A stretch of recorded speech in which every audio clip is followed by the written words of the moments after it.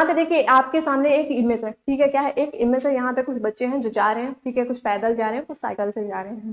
तो होता क्या है कि जब भी हम लोग रोड क्रॉस करते हैं, ठीक है, रोड क्रॉस करते हैं, वैसे ही पीछे से हमें एक, ठीक है, गाड़ी वाला है ना, कार वाला आ गया, मोटरसाइकिल वाला, बाइक वाला आ गया, पीछे से हॉर्न हमें देता है। जैसे हमें हॉर्न देता है, हमारे कान जैसे सुनते हैं, हम वहां पे क्या हो जाते हैं, तुरंत पीछे मुड़ के देखते हैं, ठीक है। अब वहीं पे क्या होता है, कोई सिग्नल है, ठीक है, सिग्नल है, रेड सिग्नल आया तो तुरंत हम लोग क्या होते हैं, रुक जाते हैं। वहीं पे अगर हमें ग्रीन सिग्नल मिला तो हम लोग क्या करते हैं, तुरंत चलने लगते हैं, ठीक है। ये सारा का सारा जो खेल हो रहा है, ठीक है, वो किस तरीके से हो रहा है, आज के इस वीडियो में, इस क्लास में, इस वन शॉट की क्लास में हम लोग इन्हीं चीजों को बहुत ही अच्छी तरीके से समझने वाले हैं कि ये जो सारा खेल होता है ये किस तरीके से होता है, ठीक है। तो उसके पहले, ठीक है, यहाँ पे कुछ और इमेज दी हुई है, ठीक है, ये तो अभी समझ नहीं आ रही होंगी, आगे चलकर बहुत ही अच्छी तरीके से समझ आएंगी, ठीक है। ये क्या होंगी, आगे चलकर बहुत ही अच्छी तरीके से समझ आएंगी। तो सबसे पहले यहाँ पे हम लोग बात करते हैं कि आज के इस वन शॉट क्लास में हम लोग क्या क्या पढ़ने वाले हैं, ठीक है, सिंपल सा क्या क्या पढ़ने वाले हैं। तो सबसे पहले तो हम लोग पढ़ेंगे, ठीक है, क्या पढ़ेंगे, जंतुओं में, ठीक है, जंतुओं में नियंत्रण एवं समन्वय, ठीक है, क्या पढ़ेंगे, जंतुओं में नियंत्रण एवं समन्वय, नियंत्रण एवं समन्वय पढ़ेंगे, ठीक है। फिर उसके बाद हम लोग पढ़ेंगे, सबसे पहले तो क्या पढ़ेंगे, जंतुओं में नियंत्रण और समन्वय पढ़ेंगे। फिर हम लोग पढ़ेंगे पादपों में, यानी कि पौधों में, ठीक है, किसमें, पौधों में नियंत्रण एवं समन्वय, नियंत्रण एवं समन्वय पढ़ेंगे, ठीक है। एंड लास्ट में हम लोग क्या पढ़ेंगे, लास्ट में हम लोग पढ़ेंगे अंतःस्रावी ग्रंथि के बारे में, ठीक है, किसके बारे में, लास्ट में पढ़ेंगे अंतःस्रावी श्रावी ग्रंथि के बारे में पढ़ेंगे, ठीक है, जो हमारी एंडोक्राइन ग्लैंड्स होती हैं, ठीक है, ये क्या होती हैं, इनका काम क्या होता है, इन सभी चीजों के बारे में अपन लोग डिटेल में पढ़ने वाले हैं, ठीक है। सबसे पहले क्या पढ़ेंगे, सबसे पहले हम लोग जंतु यानी कि जो एनिमल्स होते हैं उनमें जो कंट्रोल एंड कोऑर्डिनेशन होता है वो किस टाइप से होता है, किस प्रकार से होता है, किस तरीके से होता है।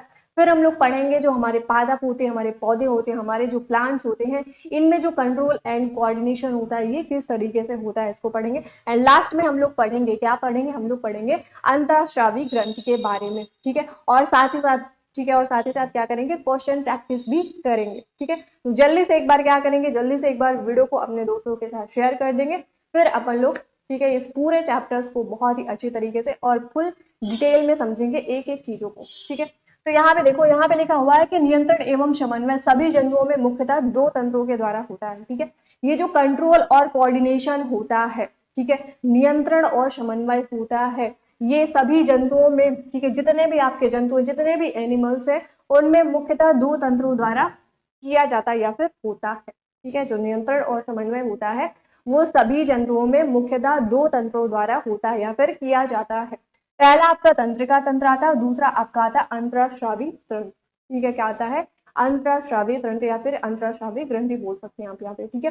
तो यहाँ पे सबसे पहले हम लोग पढ़ेंगे तंत्रिका तंत्र के बारे में, ठीक है, किसके बारे में पढ़ेंगे, तंत्रिका तंत्र के बारे में पढ़ेंगे, यानी कि नर्वस सिस्टम के बारे में पढ़ेंगे। फिर हम लोग किसके बारे में, अंतःस्रावी तंत्र या फिर अंतःस्रावी ग्रंथि के बारे में पढ़ेंगे, एंडोक्राइन जो हमारी ग्लैंड्स होती हैं, ठीक है, सिस्टम होता है, उसके बारे में पढ़ेंगे, ठीक है। तो चलो सबसे पहले तो हम यहाँ पे अगर हम लोग बात करें तंत्रिका तंत्र की, ठीक है, किसकी बात करें, तंत्रिका तंत्र की, यानी कि हम लोग नर्वस सिस्टम की बात करें तो नर्वस सिस्टम के हमारे दो टाइप्स होते हैं, ठीक है, कितने टाइप होते हैं, दो टाइप्स होते हैं।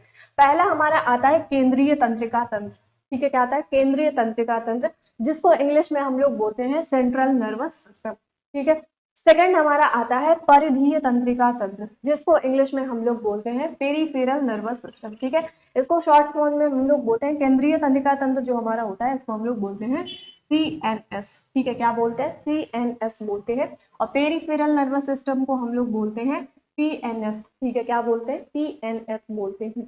अगर हम लोग बात करें, किसकी बात करें, केंद्रीय तंत्रिका तंत्र की बात करें, ठीक है, यानी कि सेंट्रल नर्वस सिस्टम की बात करें, तो इसमें हमें दो चीजें पढ़नी होती हैं, ठीक है, क्या पढ़नी होती है, हमें दो चीजें इसमें पढ़नी होती हैं।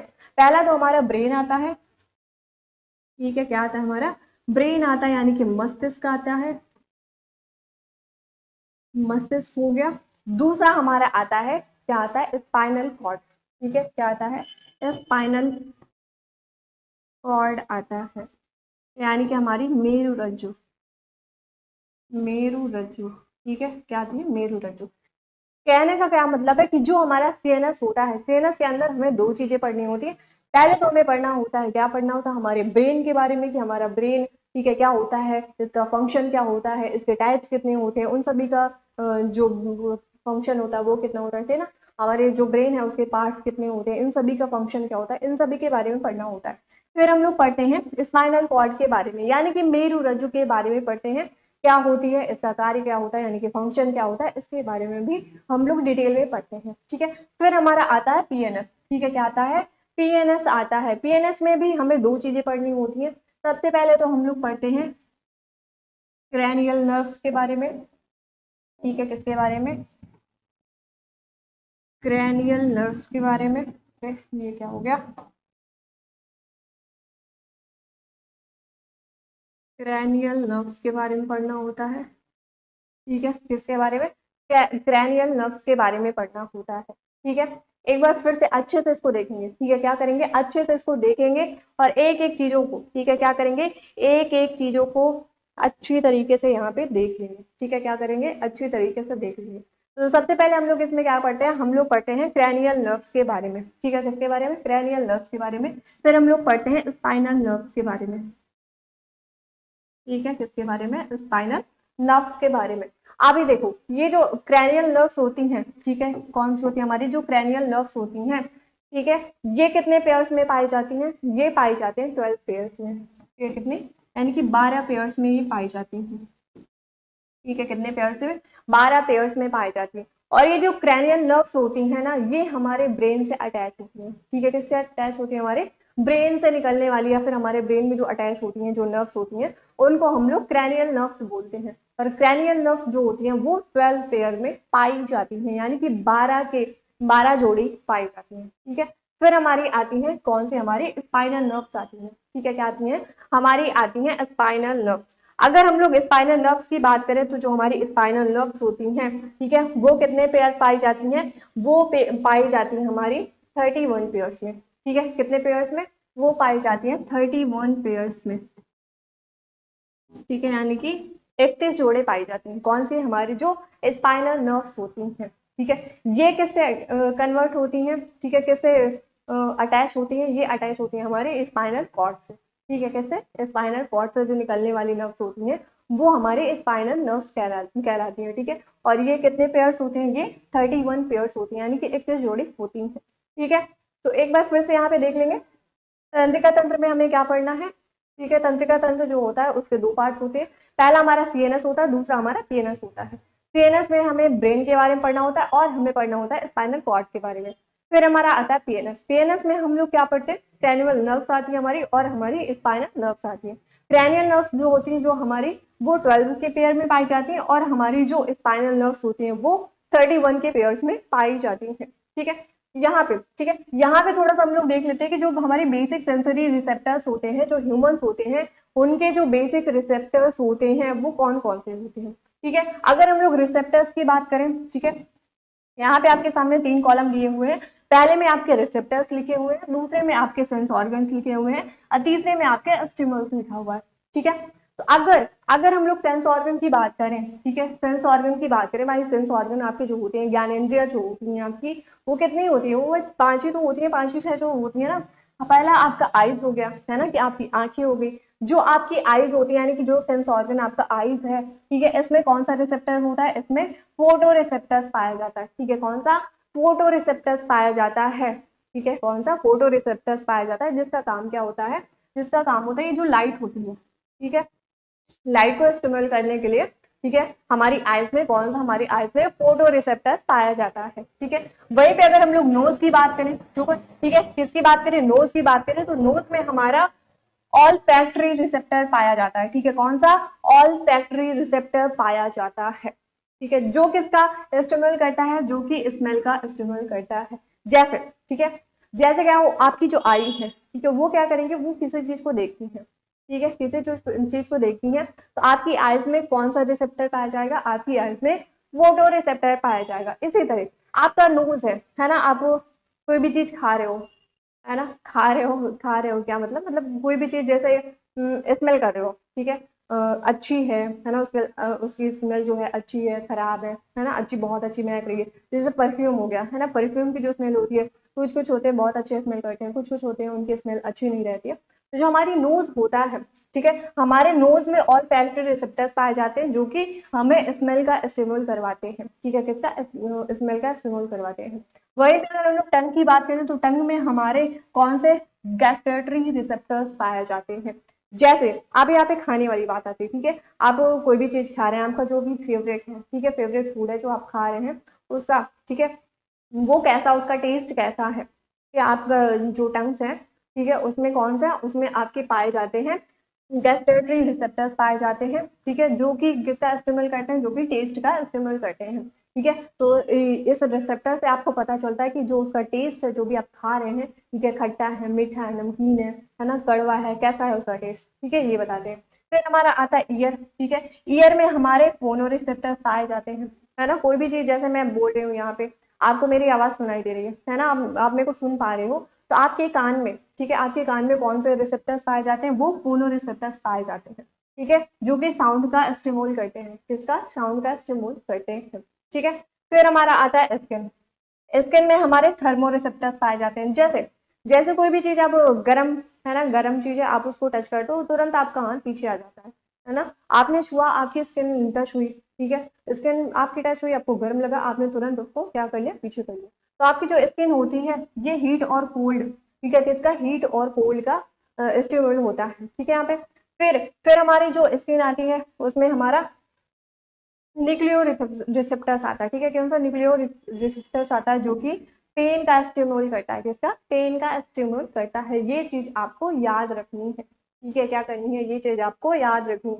अब यहाँ पे हम लोग पढ़ते हैं तंत्रिका तंत्र के बारे में, यानी कि नर्वस सिस्टम के बारे में पढ़ते हैं, ठीक है, किसके बारे में, नर्वस सिस्टम के बारे में पढ़ते हैं। अगर हम लोग नर्वस सिस्टम की बात करें तो तंत्रिका तंत्र, तंत्रिका कोशिकाओं, ठीक है, जो नर्वस सिस्टम होता है वो किसके, वो तंत्रिका कोशिकाओं यानी कि न्यूरॉन, ठीक है, न्यूरॉन के एक संगठित जाल का बना होता है तथा यह सूचनाओं को विद्युत आवेग के द्वारा शरीर के एक भाग से दूसरे भाग में पहुंचाता है। जो हमारा तंत्रिका तंत्र होता है, ठीक है, नर्वस सिस्टम होता है, वो किसका बना होता है, वो न्यूरॉन्स का, यानी कि तंत्रिका कोशिकाओं का, नर्व सेल का, नर्व सेल जो होते हैं हमारे उनको हम लोग न्यूरॉन्स बोलते हैं, ठीक है, न्यूरॉन्स का बना हुआ एक, ठीक है, न्यूरॉन्स के संगठित जाल का बना हुआ होता है, ठीक है, किसका, न्यूरॉन्स का संगठित जाल का बना होता है।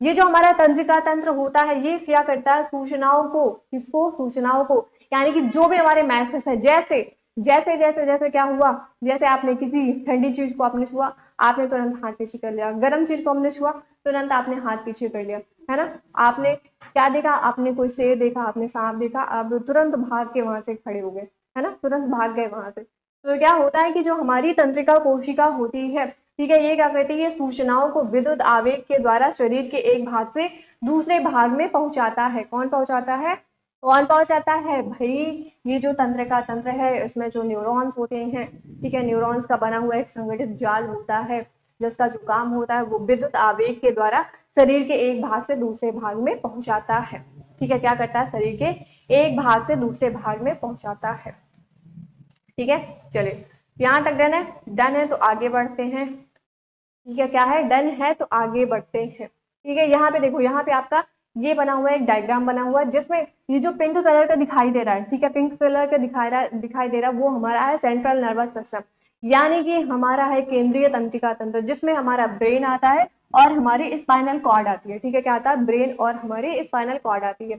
अगर हम लोग ये जो येलो कलर का आपको दिख रहा है ये हमारा क्या है, ये हमारा पेरिफेरल नर्वस सिस्टम है, जिसमें हमारी क्रैनियल नर्व्स और हमारी स्पाइनल नर्व्स आती है, ठीक है, ये आपको याद रखना है। आगे बढ़ते हैं, यहाँ पे भी हम लोग पढ़ते हैं तंत्रिका तंत्र, ठीक है, किसके बारे में, तंत्रिका तंत्र के बारे में ही पढ़ रहे थे, तो पीछे हमने थोड़ा सा तंत्रिका तंत्र के बारे में समझा था। अब यहाँ पे जानते हैं कि जो तंत्रिका तंत्र है ये क्या होता है, ठीक है।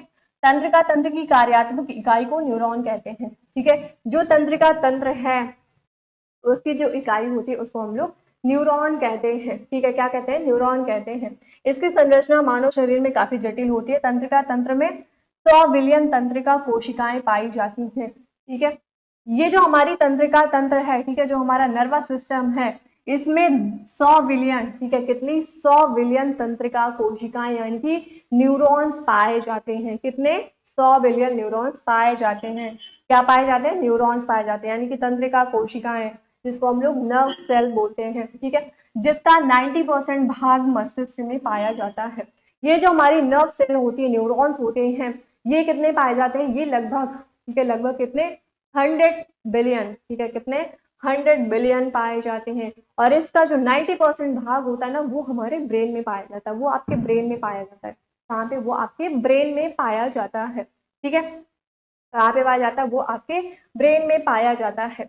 यहाँ पे अब अगर हम लोग इसकी कार्य के बारे में बात करें, ठीक है, जो तंत्रिका तंत्र है, अगर इसके कार्य के बारे में बात करें तो शरीर के ग्राही अंगों से सूचना लेकर तंत्रिका केंद्र तक पहुंचाना होता है, ठीक है। इसका जो मेन काम होता है, मेन जो फंक्शन होता है, वो क्या होता है? वो शरीर के ग्राही अंगों से सूचना लेकर तंत्रिका केंद्र तक पहुंचाना होता है। ये किसका काम है? ये मेन फंक्शन होता है तंत्रिका तंत्र का, ठीक है। आगे बढ़ते हैं।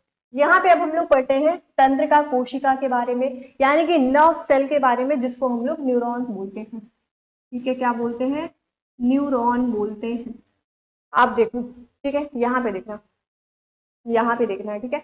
जो न्यूरॉन्स होते हैं आपके, वो कितने पाए जाते हैं? वो लगभग 100 बिलियन पाए जाते हैं।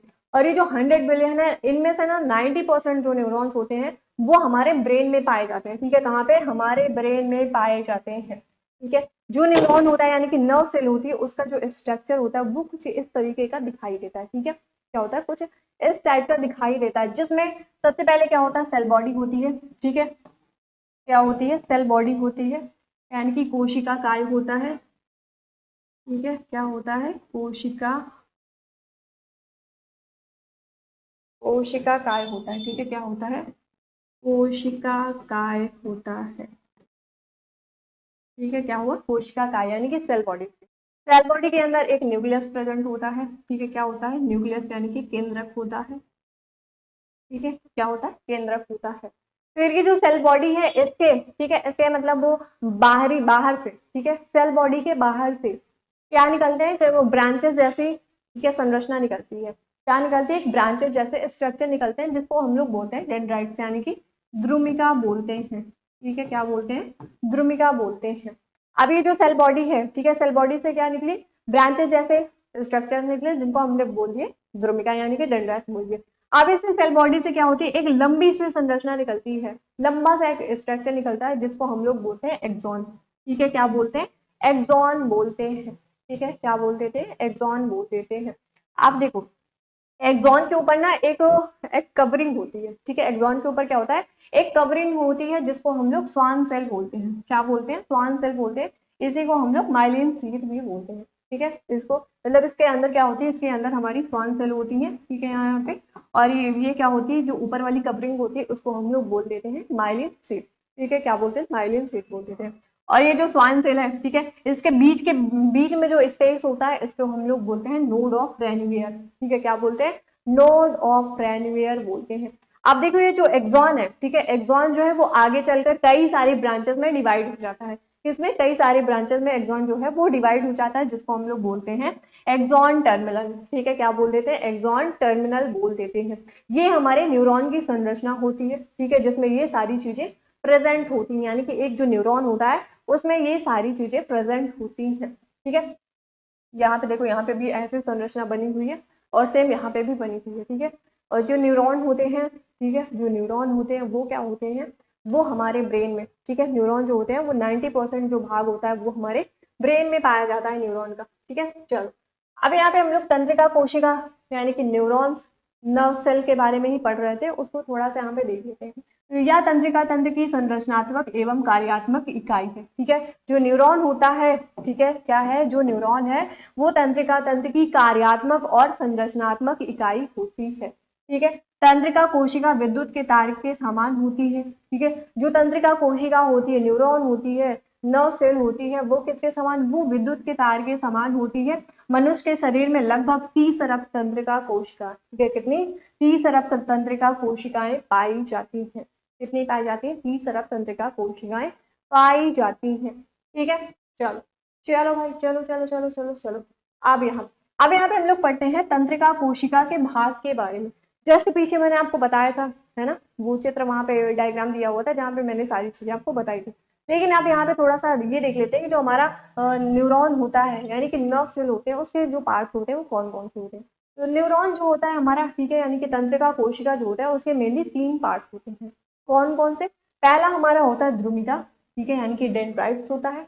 दूसरा हमारा होता है कोशिकाएं, जिसको हम लोग साइटोन बोलते हैं, या फिर इसी को हम लोग सेल बॉडी भी बोलते हैं, ठीक है, क्या बोलते हैं, सेल बॉडी भी बोलते हैं। फिर लास्ट में हमारा आता है एक्सॉन, जिसको इंग्लिश में हम लोग एक्सॉन बोलते हैं। क्या बोलते हैं? एक्सॉन बोलते हैं, ठीक है। तो ये तीनों हमारे क्या होते हैं, ये तीनों मेन हमारे जो एक्सॉन सॉरी न्यूरॉन होता है उसके पार्ट्स होते हैं, ठीक है, क्या होते हैं, पार्ट्स होते हैं। अगर अभी तक आप लोगों ने वीडियो को शेयर नहीं किया तो एक बार जल्दी से वीडियो को अपने दोस्तों के साथ शेयर कर देंगे, और नीचे डिस्क्रिप्शन में टेलीग्राम की लिंक दी हुई है जहां से आप टेलीग्राम चैनल को ज्वाइन कर सकते हैं। टेलीग्राम पे आपको ये जो पैनल पीडीएफ है ये प्रोवाइड किया जाएगा, साथ ही साथ कंप्लीट साइंस की हैंड रिटन नोट्स भी आपको प्रोवाइड की जाएगी, वो भी बिल्कुल से फ्री में, ठीक है, क्या है, वो भी बिल्कुल से फ्री में है। और ठीक है, केमिस्ट्री के जो भी हमारे 5 चैप्टर्स थे वो भी कंप्लीट हो गए हैं। बायोलॉजी का पहला जो चैप्टर था वो भी कंप्लीट हो गया। इन सारे के जो वन शॉट वीडियोस हैं वो ऑलरेडी चैनल पे अपलोड कर दिए गए हैं। प्ले लिस्ट की लिंक जो है वो नीचे डिस्क्रिप्शन बॉक्स में दी हुई है, वहां से जाके आप सारे वीडियोस को वॉच कर सकते हैं, देख सकते हैं और अपने सारे डाउट को क्लियर कर सकते हैं, ठीक है। चलो, अब यहाँ पे हम लोग न्यूरॉन की संरचना के बारे में देखते हैं, यानी कि तंत्रिका कोशिका की संरचना के बारे में देखते हैं। पीछे भी मैंने आपको बताया था, लेकिन यहाँ पे भी पढ़ लेते हैं, ठीक है। तो जो तंत्रिका कोशिका हमारी होती है, न्यूरॉन जो होता है हमारा, वो कुछ इस टाइप का दिखता है, ठीक है। एक बार अच्छे से देख लेंगे और इसका स्क्रीनशॉट ले लेंगे और इसकी क्या करेंगे, प्रैक्टिस करेंगे, क्योंकि यहाँ से आपका क्वेश्चन आपके एग्जाम में पूछा जाता है, ठीक है, क्या होता है, पूछा जाता है। चलो, सबसे पहले तो क्या होता है, सबसे पहले तो जो हमारा न्यूरॉन है, ठीक है, न्यूरॉन में हमारा क्या आता है, हमारा ध्रुमिका आता है, यानी कि डेंड्राइट्स आता है, ठीक है, क्या आता है, डेंड्राइट्स आता है। ये वाला जो पोर्शन है, ठीक है, कौन सा भाई, ये वाला, ठीक है, ये ये बीच वाला जो पोर्शन है, ठीक है, ये जो बीच वाला पोर्शन है इसको हम लोग सेल बॉडी बोलते हैं। क्या बोलते हैं? सेल बॉडी, जिसको हम लोग हिंदी में बोलते हैं कोशिकाएं, कोशिका काय, ठीक है, क्या बोलते हैं, अरे भाई, कोशिका काय बोलते हैं, ठीक है, क्या बोलते हैं, कोशिका गाय, काय, सेल बॉडी भी बोलते हैं, और इसी को हम लोग साइटोन के नाम से भी जानते हैं, ठीक है। तो आपको कंफ्यूज नहीं होना, दोनों नाम इसके याद रखने हैं, कोशिका काय भी याद रखना है और साइटोन भी याद रखना है, ठीक है। आप देखो ये जो साइटोन है, ठीक है, ये जो साइटोन है ये क्या होता है, ये आगे चलकर ब्रांचेस में डिवाइड होता है, ठीक है, इससे मतलब कई सारी ब्रांचेस निकलती हैं, ब्रांचेस लाइक स्ट्रक्चर निकलते हैं, ठीक है। ये देखो हेयर लाइक स्ट्रक्चर जो निकल रहा है, ठीक है, ये क्या है, इसको हम लोग बोलते हैं डेंड्राइट्स। क्या बोलते हैं? डेंड्राइट्स, यानी कि द्रुमिका बोलते हैं, ठीक है, क्या बोलते हैं, द्रुमिका बोलते हैं, ठीक है। सेल बॉडी है, ठीक है, सेल बॉडी से क्या होगा, सेल बॉडी के अंदर क्या पाया जाएगा, आपका न्यूक्लियस पाया जाएगा, ठीक है, क्या, न्यूक्लियस यानी कि केंद्रक पाया जाएगा। और ये जो सेल बॉडी है ये क्या होता है, ऐसे हेयर लाइक स्ट्रक्चर निकलते हैं, यानी कि ब्रांचेस जैसे जो स्ट्रक्चर निकलते हैं उनको हम लोग बोलते हैं डेंड्राइट्स, यानी कि द्रुमिका बोलते हैं।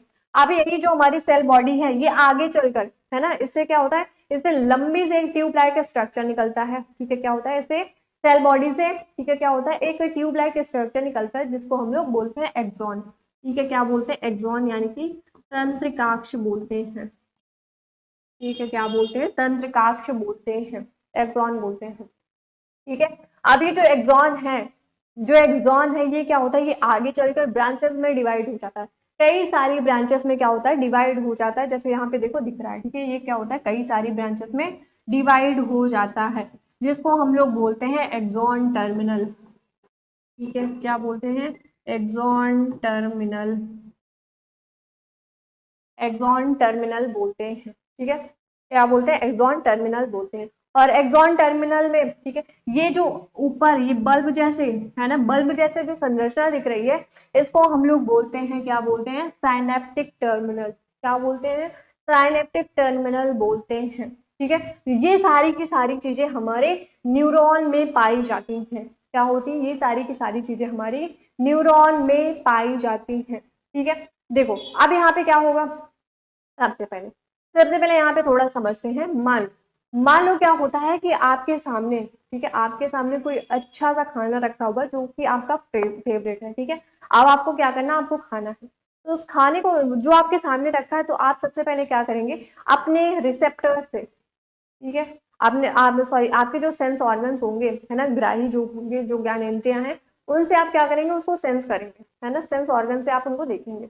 तो आपकी आंखें जो है, आपकी आंखें क्या है, सेंस ऑर्गन है, आपकी आंखें उस खाने को देखेंगे, है ना, खाने को देखेंगे, फिर वो क्या करेंगे, उस मैसेज को, है ना, आपको क्या करना, आपको खाना खाना है, उस मैसेज को लेकर जाएंगे कहाँ पे, हमारी डेंड्राइट्स में, ठीक है, कहाँ पे, हमारी डेंड्राइट्स में। जो मैसेज है, जो आपने देखा, वो मैसेज कहाँ पे आएगा, वो आपके डेंड्राइट्स में आएगा, ठीक है। डेंड्राइट से कहाँ पे जाएगा, डेंड्राइट से जाएगा हमारे कोशिका काय में, यानी कि सेल बॉडी में जाएगा।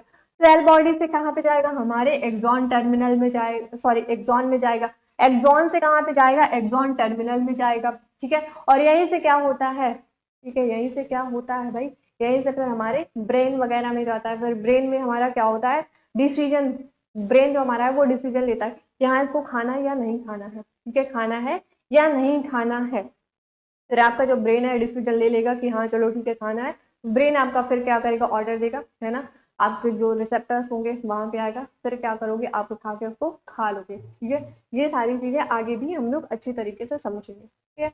तो सबसे पहले यहाँ पे हम लोग पढ़ते हैं द्रुमिका के बारे में, यानी कि डेंड्राइट्स के बारे में पढ़ते हैं, डेंड्रॉन के बारे में पढ़ते हैं। तो कोशिका काय से एक धागे जैसी संरचना निकलती है जिसे द्रुमिका कहते हैं। जस्ट यही मैंने आपको पीछे बताया था कि जो हमारी सेल बॉडी होती है, जो हमारी कोशिका काय होती है, उससे क्या होता है, उससे छोटी छोटी संरचनाएं निकलती है, धागे जैसे संरचनाएं निकलती हैं जिसको हम लोग द्रुमिका बोलते हैं, ठीक है, क्या बोलते हैं, द्रुमिका बोलते हैं, ठीक है। इनके सिरे, ठीक है, जो द्रुमिका होता है, द्रुमिका के जो सिरे होते हैं तंत्रिका आवेग को ग्रहण करते हैं, ठीक है, क्या होते हैं, ये द्रुमिका के ये जो सिरे हैं ये क्या करते हैं, ये तंत्रिका आवेग को ग्रहण करते हैं, क्या करते हैं, तंत्रिका आवेग को ग्रहण करते हैं और रासायनिक क्रिया होती है। फिर यहाँ पे जब तंत्रिका जो आवेग है उसको ग्रहण कर लिया, ठीक है, फिर क्या होगा, फिर यहाँ पे होगी रासायनिक क्रिया, ठीक है, जो विद्युतीय आवेग पैदा करती है, ठीक है, क्या हो जाएगा, रासायनिक क्रिया हो जाएगी जो क्या करेगी, जो विद्युतीय आवेग पैदा करती है या आवेग संपूर्ण कोशिका काय में संचरित होता है, ठीक है। ये फिर जो कोशिका, जो हमारा कोशिका काय है, ठीक है, वो जो पूरा आवेग है वो कहाँ पे, वो हमारी कोशिका काय में क्या हो जाएगा, संचारित हो जाएगा, क्या हो जाएगा, संचारित हो जाएगा। अगला हमारा आता है कोशिका काय, यानी कि सेल बॉडी, जिसको हम लोग साइटोन के नाम से भी जानते हैं, ठीक है। कोशिका काय में संवेदना, ठीक है, कोशिका काय जो है उसमें संवेदना, विद्युत आवेग यानी कि इम्पल्स जो होते हैं में परिवर्तित हो जाती है। क्या कह रहा है कि जो हमारी कोशिका काय है, सेल बॉडी है, इसमें क्या होता है, इसमें ये जो संवेदना है ये विद्युत आवेग में क्या हो जाती है, परिवर्तित हो जाती है, ठीक है, क्या हो जाती है, विद्युत आवेग में, इम्पल्स में चेंज हो जाती है, परिवर्तित हो जाती है। अगला हमारा आता है तंत्रिकाक्ष, यानी कि एक्सॉन आता है, ठीक है। तो यह तंत्रिका आवेग, ठीक है, जो हमारा एक्सॉन होता है वो क्या करता है, वो तंत्रिका आवेग यानी कि नव इम्पल्स जो होते हैं, ठीक है, जो नव इम्पल्स होते हैं वो कोशिका काय, ठीक है, वो कोशिका काय से दूसरे न्यूरॉन की द्रुमिका तक पहुंचाता है, ठीक है। जो एक्सॉन होता है उसका काम क्या होता है, उसका काम होता है ये जो तंत्रिका आवेग है इसको कोशिका काय से, ठीक है, इसको कोशिका काय से दूसरे न्यूरॉन की द्रुमिका, ठीक है, दूसरे न्यूरॉन की कहाँ तक, द्रुमिका तक पहुंचाने का काम कौन करता है, हमारा एक्सॉन करता है, ठीक है, कौन करता है, ठीक है, कौन करता है, एक्सॉन हमारा करता है। यहाँ तक डन है। चलिए अब आगे बढ़ते हैं।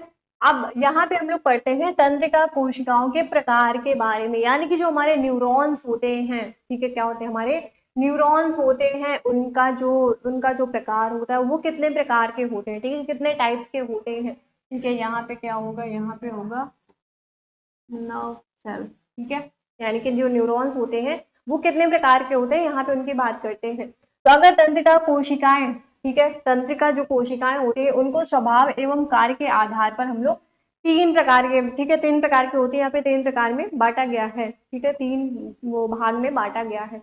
जो हमारी तंत्रिका कोशिका, जो हमारे न्यूरॉन है, उसको स्वभाव के और कार्य के आधार पर, ठीक है, स्वभाव के और कार्य के आधार पर कितने, तीन प्रकार की होती है, ठीक है। पहली हमारी होती है संवेदी तंत्रिका कोशिका, जिसको हम लोग सेंसरी नर्व, ठीक है, नर्व सेल्स यानी कि सेंसरी न्यूरॉन्स बोलते हैं। दूसरा हमारा आता है प्रेरक तंत्रिका कोशिका, ठीक है, क्या आता है हमारा, प्रेरक तंत्रिका कोशिका, जिसको हम लोग मोटर न्यूरॉन बोलते हैं, ठीक है, क्या बोलते हैं, मोटर न्यूरॉन बोलते हैं, यानी कि मोटर नर्व सेल्स बोलते हैं।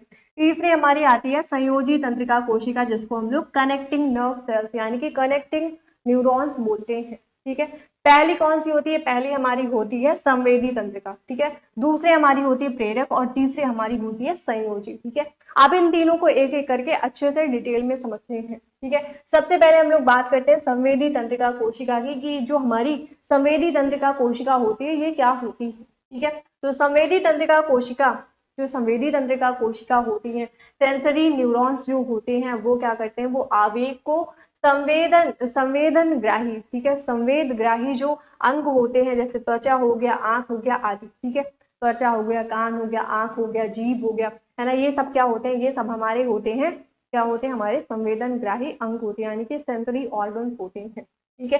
के मुख्य केंद्रीय तंत्रिका तंत्र, ठीक है, इन सभी को कहाँ पे, इन सभी से मुख्य केंद्रीय तंत्रिका तंत्र, जिसमें हमारा मस्तिष्क और हमारा मेरुरज्जु आता है, तक पहुंचाती है, ठीक है। ये क्या कह रहा है, ठीक है, जो हमारी सेंसरी न्यूरॉन्स होते हैं, इनका जो काम होता है, इनका काम क्या होता है कि ये जो आवेग है, ठीक है, जो आवेग है, जो इम्पल्स है, जो मैसेज है, इन सभी को संवेदी जो अंग होते हैं, सेंसरी जो ऑर्गन होते हैं, ठीक है, हाँ, जो हमारा कान हो गया, नाक हो गया, हमारी जीभ हो गई, इन सभी से क्या करते हैं, इन सभी से मुख्य केंद्रीय तंत्रिका तंत्र यानी कि हमारे ब्रेन और हमारे स्पाइनल कॉर्ड तक पहुंचाने का काम जो होता है वो किसका, वो हमारे सेंसरी न्यूरॉन का होता है, ठीक है। दूसरे अगर हम लोग बात करें प्रेरक न्यूरॉन की, यानी कि मोटर न्यूरॉन की बात करें, तो मोटर न्यूरॉन का काम क्या होता है, जो प्रेरक तंत्रिका कोशिकाएं होती हैं, मोटर न्यूरॉन जो होते हैं, वो आवेग को केंद्रीय तंत्रिका तंत्र से प्रभावकर्ताओं, ठीक है, प्रभावकर्ताओं यानी कि मांसपेशियां जैसे हमारी होगी और जो हमारी ग्रंथियां हो गई उन तक ले जाने का काम कौन करता है, हमारी प्रेरक तंत्रिका कोशिका यानी कि मोटर न्यूरॉन का काम होता है, ठीक है। किसका काम होता है, मोटर न्यूरॉन का काम होता है। देखो एक एग्जांपल से समझते हैं, ठीक है, जैसे मेरे पास ये पेन है, ठीक है, मैंने पेन यहाँ पे रख दी, मान लो ये टेबल पे पेन रखा है, अब मुझे क्या करना है, मुझे उठा के यहाँ पे लिखना है, ठीक है। तो सबसे पहले क्या होगा, सबसे पहले ये जो मैसेज है, ठीक है, ये मैसेज कहाँ पे, यानी कि मेरी जो आंखें हैं, मेरी जो सेंसरी ऑर्गन्स हैं, सबसे पहले मेरी आंखें देखेंगी, है ना, मेरे आंखों ने देखा, मुझे हाथ से उठाना है, लेकिन सबसे पहले क्या हुआ, सबसे पहले मेरी सेंसरी ऑर्गन ने इसको सेंस किया, ठीक है, सबसे पहले मेरी आंखों ने इसको देखा, ठीक है। अब ये जो मैसेज है, जो आवेग है, ये कहाँ पे, ये मेरे जाएगा, कहाँ पे जाएगा, किसके थ्रू, ये जो सेंसरी न्यूरॉन है इसके थ्रू कहाँ पे जाएगा, मेरे ब्रेन में जाएगा, कहाँ पे, मेरे ब्रेन में जाएगा। ब्रेन में क्या होगा, ब्रेन में जो हमारा मस्तिष्क है वो क्या करेगा, वो इस मैसेज को एनालाइज करेगा, है ना, यहाँ पे क्या करेगा, एनालाइज करेगा, और फिर क्या करेगा, फिर यहाँ पे डिसीजन करेगा, ठीक है, डिसीजन लेगा कि हाँ इसको उठाना है, लिखना है या नहीं लिखना है। जब उसका डिसीजन हो जाएगा कि चलो ठीक है, अच्छा उठा के उसको लिखते हैं, तब क्या होगा, तभी जो मैसेज है, ठीक है, ये मैसेज कहाँ पे, ये प्रेरक तंत्रिका न्यूरॉन जो हमारा है, ठीक है, यानी कि मोटर जो न्यूरॉन है, ठीक है, मोटर न्यूरॉन से कहाँ पे, हमारे केंद्रीय तंत्रिका तंत्र से होते हुए हमारे कहाँ पे जाएगा, यानी कि मोटर न्यूरॉन के द्वारा केंद्रीय तंत्रिका तंत्र से, यानी कि हमारे मस्तिष्क से, हमारे मेरुरज्जु से कहाँ पे, हमारे प्रभावकर्ता मांसपेशियां जो हमारी हो गई। भाई मैंने आंखों से देखा, अब मैं उठाऊंगी तो हाथ से ही तो उठाऊंगी ना, है ना, हाथ से तो उठाऊंगी, ऐसा तो नहीं है ना कि आंखों से देख लिया आंखों से उठा लिया, ऐसा नहीं है ना, हाथ से मैं उठाऊंगी। तो मेरा प्रभावकर्ता जो अंग है, ठीक है, जैसे जो मेरी मांसपेशियां हो गई और जो ग्रंथियां हो गई, ठीक है, यहाँ तक वो क्या होगा, वो मैसेज लेकर कौन आएगा, वो मैसेज लेकर हमारी मोटर न्यूरॉन्स आएगी, ठीक है, कौन आएगा, मोटर न्यूरॉन आएगा। जब भी मैसेज मेरे मांसपेशियों में चला गया, मसल्स में चला गया, तो मैं क्या करूंगी, मैं जाके उसको उठा लूंगी, ठीक है, क्या करूंगी, उसको उठा लूंगी। लेकिन ठीक है, क्या होगा, लेकिन लेकिन ये काम कौन करता है, ये काम करता है हमारा मोटर न्यूरॉन, ठीक है, क्या करता है, मोटर न्यूरॉन करता है। फिर लास्ट में हमारा आता है थर्ड नंबर, संयोजी तंत्रिका तंत्र यानी कि कनेक्टिंग नर्व सेल्स आता है, यानी कि कनेक्टिव न्यूरॉन्स आता है। संयोजी तंत्रिका तंत्र जो होता है वो मस्तिष्क में स्थित होती है, ठीक है, जो हमारी कनेक्टिंग नर्व होती हैं, नर्व सेल्स होती हैं, न्यूरॉन्स होते हैं, वो कहाँ पे, वो हमारे ब्रेन में स्थित होती है, हमारे कहाँ पे, हमारे मस्तिष्क में स्थित होती हैं, जो संवेदी तथा प्रेरक तंत्रिका कोशिकाओं को जोड़ती हैं। इनका जो काम होता है, ठीक है, देखो नाम से ही पता चल रहा है, कनेक्टिंग यानी कि संयोजी, कनेक्टिंग, कनेक्ट करना, किसी चीज को आपस में जोड़ना, ठीक है। तो जो कनेक्टिंग नर्व सेल्स होती हैं, इनका काम क्या होता है, इनका काम होता है जो संवेदी और प्रेरक न्यूरॉन्स होते हैं, इन दोनों को आपस में जोड़ने का काम कौन करता है, हमारा कनेक्टिंग न्यूरॉन्स यानी कि कनेक्टिंग नर्व सेल्स करता है। और ये कहाँ पे स्थित होते हैं, ये हमारे मस्तिष्क में होती हैं, कहाँ पे, हमारे ब्रेन में प्रेजेंट होते हैं। ठीक है, चलो अब यहाँ पे हम लोग पढ़ते हैं अंतर्ग्रथन के बारे में, यानी कि साइनेप्स के बारे में पढ़ते हैं। किसके बारे में, साइनेप्स के बारे में पढ़ते हैं। तो यह तंत्रिकाक्ष यानी कि एक्सॉन के अंतिम सिरे से, ठीक है, एक्सॉन के अंतिम सिरे एवं अगली तंत्रिका कोशिका के द्रुमिका के मध्य का रिक्त स्थान होता है। यहाँ विद्युत आवेग को रासायनिक संकेतों में बदला जाता है जिसे यह आगे संचरित हो सके। ठीक है, ये क्या कह रहा है, ठीक है, ध्यान से सुनना। ठीक है, क्या करना, ध्यान से सुनना। ये हमारा क्या है, ये हमारा न्यूरॉन है। ठीक है, ये हमारा क्या है, ये हमारा न्यूरॉन है। लास्ट में हमारा क्या आएगा, एक्सॉन टर्मिनल आएगा। ठीक है, क्या आएगा हमारा, एक्सॉन टर्मिनल, ये हमारा एक्सॉन टर्मिनल हो गया। ठीक है, क्या हो गया, टर्मिनल हो गया। अब देखो, अब यहाँ पे क्या होगा, यहाँ पे क्या होगा, चलो अच्छा यहाँ पे देख लेते हैं। ठीक है, यहाँ पे बनाते हैं। ये हमारा क्या हो गया, ये हमारा हो गया न्यूरॉन। ठीक है, इससे कुछ ऐसी तरह संरचनाएं निकलते हैं जिसको हम लोग डेंड्राइट्स बोलते हैं। ठीक है, क्या बोलते थे, इसको हम लोग डेंड्राइट्स बोल देते हैं। ठीक है, अब आप लोग क्या करना, आप लोग इसको अच्छी तरीके से बनाना। ठीक है, क्या करना, अच्छी तरीके से बनाना। ठीक, ये हमारा न्यूरॉन हो गया। ठीक है, इसके अंदर क्या होगा, इसके अंदर होगा न्यूक्लियस यानी कि केंद्रक होगा। ये वाला पोर्शन हमारा क्या हो जाता है, ये हमारा सेल बॉडी हो गया। ठीक है, क्या हो गया, सेल बॉडी हो गया। ये क्या हो गया, ये हमारा डेंड्राइट्स हो गया। ठीक है, क्या हो गया, डेंड्राइट्स हो गया। ये क्या हो गया, ये न्यूक्लियस हो गया। ठीक है, और ये वाला पोर्शन क्या होता है, ये वाला हमारा होता है, ये क्या होता है, ये वाला हमारा होता है, ठीक है, एक्सॉन। क्या हो गया, एक्सॉन हो गया। ठीक, अभी जो एक्सॉन है ये क्या होता है, ये आगे चलकर ब्रांचेस में डिवाइड हो जाता है। ठीक है, किसमें, ये आगे चलकर ऐसे करके ब्रांचेस में डिवाइड हो जाता है। ठीक है, क्या होता है, ब्रांचेस में डिवाइड हो जाता है, जिसको हम लोग एक्सॉन टर्मिनल बोलते हैं। अब ये जो दूसरा न्यूरॉन होगा, अब भाई ये तो है, ठीक है, कोई मैसेज है, अब उसको मैसेज को पहुंचाने के लिए, ब्रेन तक पहुंचाने के लिए ना, उसकी लंबाई भी तो उतनी बड़ी होनी चाहिए ना। तो ये जो हमारी न्यूरॉन है, ठीक है, वो इतना बड़ा नहीं है, क्या है, इतना बड़ा नहीं है। उस मैसेज को आगे पहुंचाने के लिए क्या होगा, इसके पीछे ही, ठीक है, यहाँ पे क्या होगा, यहाँ पे एक और न्यूरॉन होगा। ठीक है, क्या होगा, यहाँ पे एक और न्यूरॉन होगा। ठीक है, ठीक है, क्या हो जाएगा, यहाँ पे एक और न्यूरॉन हो जाएगा। आप देखो, ये एक न्यूरॉन है, न्यूरॉन का क्या हो गया, एक्सॉन टर्मिनल हो गया। अब ये जो दूसरा न्यूरॉन आएगा ना, ठीक है, एक्सॉन टर्मिनल जो है पहले न्यूरॉन का, वो किससे कनेक्ट होगा, वो जाके डेंड्राइट से कनेक्ट हो जाएगा। और इन दोनों के बीच का ये जो रिक्त स्थान होता है, ठीक है, इसी को हम लोग क्या बोलते हैं, इसी को हम लोग अंतर्ग्रथन बोलते हैं। ठीक है, क्या बोलते हैं, इसी को हम लोग अंतर्ग्रथन यानी कि साइनप्स बोलते हैं। क्या बोल देते हैं, साइनप्स बोल देते हैं। ठीक है, और यही सेम चीज यहाँ पे भी लिखी हुई है कि जो तंत्रिकाक्ष होता है, एक्सॉन की जो अंतिम सिरा होता है, एक्सॉन टर्मिनल जो होता है, वहां से अगली तंत्रिका कोशिका के द्रुमिका के जो रिक्त स्थान होता है, बीच का जो रिक्त स्थान होता है, उसी को हम लोग क्या कहते हैं, उसी को हम लोग बोलते हैं एक्सॉन, सॉरी साइनेप्स बोलते हैं। क्या बोलते हैं, साइनेप्स बोलते हैं। यहाँ पे क्या होता है, यहाँ पे जो विद्युत आवेग है इसको रासायनिक संकेतों में बदला जाता है। किसमें, रासायनिक संकेतों में, यानी कि केमिकल इम्पल्स में बदला जाता है, जिससे यह आगे संचरित हो सके। ठीक है, क्या हो सके, आगे ये संचरित हो सके। ठीक है, तो दो न्यूरॉन के बीच का जो खाली स्थान होता है, उसी को हम लोग क्या बोलते हैं, उसी को हम लोग साइनेप्स बोलते हैं। ठीक है, देखो यहाँ पे है, ये हमारा पहला न्यूरॉन हो गया। ठीक है, ये हमारा पहला हो गया, और ये हमारा क्या हो गया, दूसरा हो गया। ठीक है, अब इन दोनों के बीच का जो स्थान, जो बीच का खाली स्थान होगा, ठीक है, एक्सॉन टर्मिनल है, फिर यहाँ से क्या शुरू हो रहा है, दूसरा न्यूरॉन शुरू हो रहा है, दूसरा न्यूरॉन का डेंड्राइट से वो शुरू हो रहा है। ठीक है, तो इन दोनों के बीच का ये जो खाली स्थान है, इसी को हम लोग क्या बोल देते हैं, इसी को हम लोग बोलते हैं साइनेप्स। ठीक है, क्या बोलते हैं, साइनेप्स बोलते हैं। इसी तरह करके इसके आगे भी दूसरा तीसरा न्यूरॉन होगा, फिर चौथा न्यूरॉन होगा, है ना, पांचवा न्यूरॉन होगा, इसी तरह होते होते होते होते जो हमारा मैसेज होता है वो हमारे ब्रेन तक पहुंच जाता है।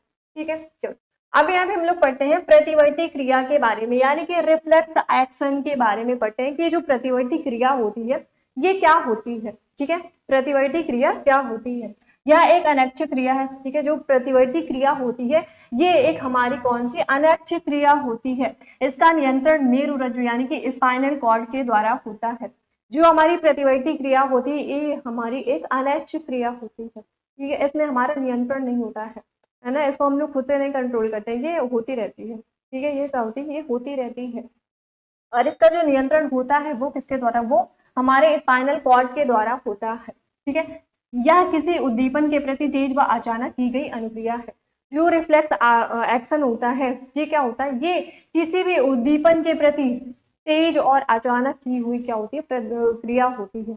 जैसे गर्म चीज को आपने छुआ, आप तुरंत उसको क्या कर लेंगे, पीछे कर लेंगे, है ना। शेर को देखा आपने, सांप को देखा ना, कोई डरावना चीज देखा, आप तुरंत क्या हो गए, वहां से भाग गए। ठीक है, क्या हो जाएंगे, भाग जाएंगे। जैसे जैसे जैसे जैसे जैसे जैसे जब हमारी आंख में कोई कण आदि गिरता है, ठीक है, यहाँ पे सुनो, ध्यान से सुनो।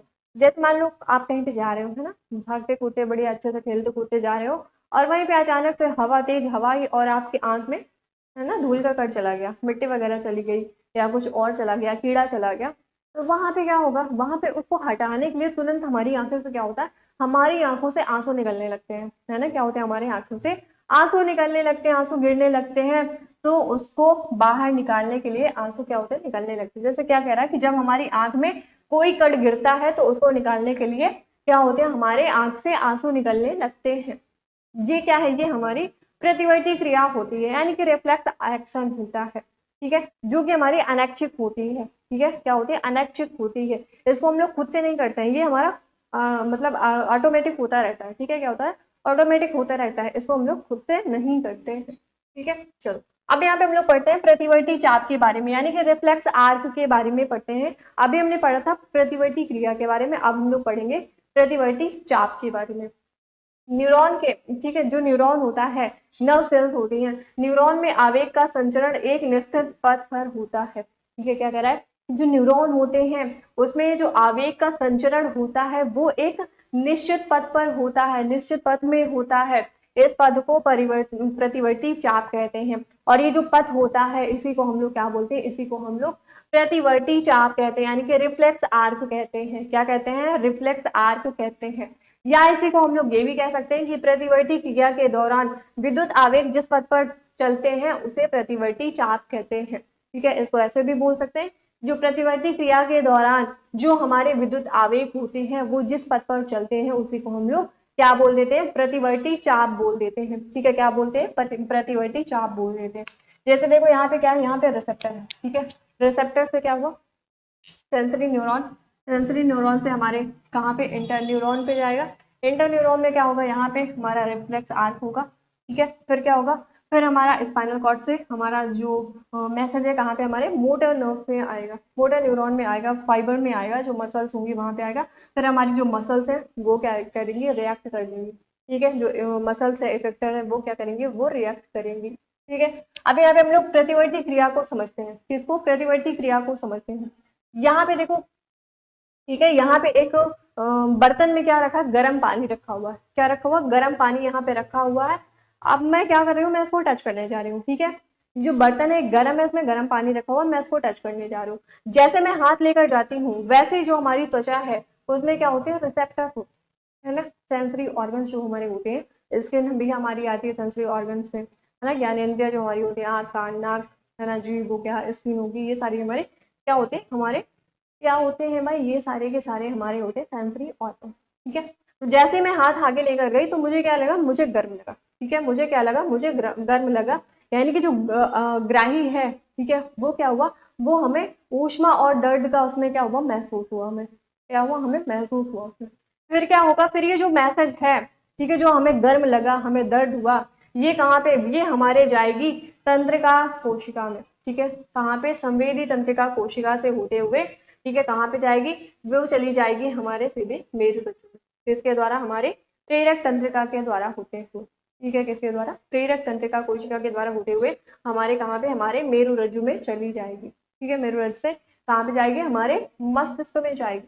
कहाँ पे, हमारे मस्तिष्क में जाएगी। मस्तिष्क के लिए जो मैसेज हमारा, ठीक है, फिर वो क्या करेगा कि भाई हाँ उसको बाहर हटा, है ना, दर्द हो रहा है, हीट लग रही है, गर्म लग रहा है, तो उसको क्या कर, उसको बाहर हटा। वहां से फिर ये मैसेज कहाँ पे आएगा, वहां से हमारा मैसेज आएगा। ठीक है, कहाँ पे आएगा, आएगा हमारे कार्यकर, जो हमारी भुजा यानी कि हमारी जो मसल्स है, हमारे जो हाथ है वहां पे आएगा। और तुरंत हम लोग क्या कर लेते हैं, हम लोग अपना हाथ पीछे कर लेते हैं। क्या कर लेते हैं? उसको हम लोग पीछे कर लेते हैं। ठीक है, ये चीज आपको याद रखनी है। ठीक है, सेम चीज यहाँ पे भी डायग्राम दिया हुआ है। ठीक है, क्या दिया हुआ है? ग्लास में पानी रखा हुआ है। सबसे पहले हमारी आंखें क्या है? देखेंगी। ठीक है, आंखें क्या है? वो आंखें देखेंगी। फिर हमारा सेंसरी न्यूरॉन है, वो हमारे मैसेज को लेकर जाएगा कहाँ पे? हमारे ब्रेन में लेकर जाएगा। ब्रेन में इसका डिसीजन होगा। ठीक है, क्या होगा? डिसीजन होगा। फिर यहाँ पे रिफ्लेक्स आर्क होगा। ठीक है, हैंड की स्पाइनल जो हमारी मेन जो है वहां पे क्या होगा? रिफ्लेक्स आर्क होगा। फिर हमारा जो मोटा न्यूरॉन है वो क्या करेगा? वो इफेक्टर को वो दे देगा, है ना, मैसेज दे देगा। फिर हमारा रिस्पॉन्स कर जाएगा। इफेक्टर जो होगा वो क्या कर जाएगा? वो रिस्पॉन्स कर जाएगा और उठा के पानी पी लेगा। ठीक है, प्यास लगी है, सामने ग्लास रखी है, आंखों ने देखा, मैसेज दिया, सेंसरी न्यूरॉन उसको लेकर गए। कहाँ पे लेकर गए? लेके गए उसको हमारे ब्रेन में। ब्रेन में क्या होगा? डिसीजन मेकिंग होगी। डिसीजन जब हो जाएगा कि चल ठीक है, हाँ उसको उठा के पीना है, तो वो क्या करेगा? वो मोटर न्यूरॉन को दे देगा। मोटर न्यूरॉन भी कहाँ पे? हमारे इफेक्टर में जाएगा। ठीक है, इफेक्टर क्या है? हमारा हाथ है। अब हमारा हाथ क्या करेगा? उठा के उसको पानी को पी लेगा। ठीक है, अब यहाँ पे हम लोग पढ़ते हैं मानव ब्रेन के बारे में, यानी कि ह्यूमन मस्तिष्क के बारे में पढ़ते हैं। ये ह्यूमन का जो ब्रेन होता है, मस्तिष्क होता है, ये क्या होता है, इसके भाग क्या होते हैं, इसके कार्य क्या होते हैं, इन सभी चीजों के बारे में अच्छी तरीके से पढ़ते हैं। ठीक है, तो मस्तिष्क जो होता है, ठीक है, मानव का जो मस्तिष्क होता है, मस्तिष्क यानी कि जो ब्रेन है वो तंत्र का सबसे महत्वपूर्ण अंग है।